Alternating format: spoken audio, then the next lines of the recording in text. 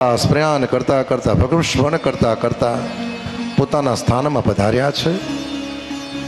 માએ દર્શન કર્યા. બેટા હરિદાસ, તારા સ્વરૂપના દર્શન કરતા આનંદ થયો છે. જોતો ખરો, આ જપાત્મક કર્મ કરતા કરતા તારા મુખારવિંદ પર તેજ કેટલું દિવ્ય છે સાહેબ. બેટા હવે મને એમ લાગે છે કે મારે તારા લગ્ન કરાવવા છે.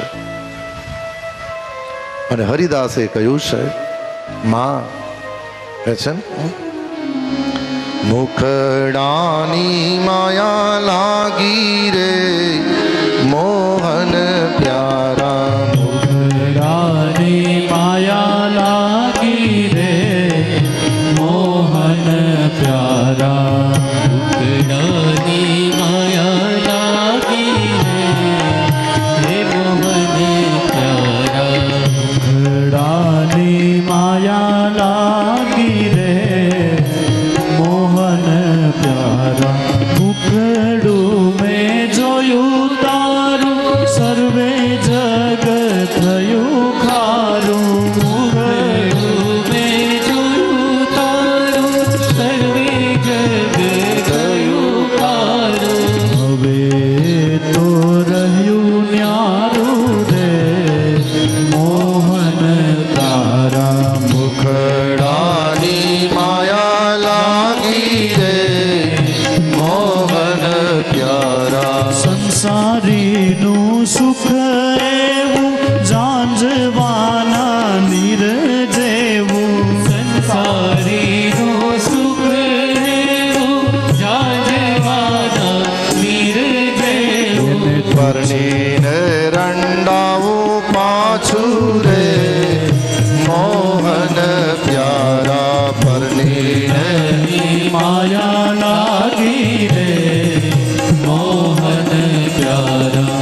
એને ઘેર સીધ જઈએ રે મોહન પ્યારા. એને રે સિદ્ધ જઈએ રે મોહન તારા. મુખડાની માયા લાગી રે મોહન પ્યારા. મુખડાની માયા લાગી રે મોહન તારા.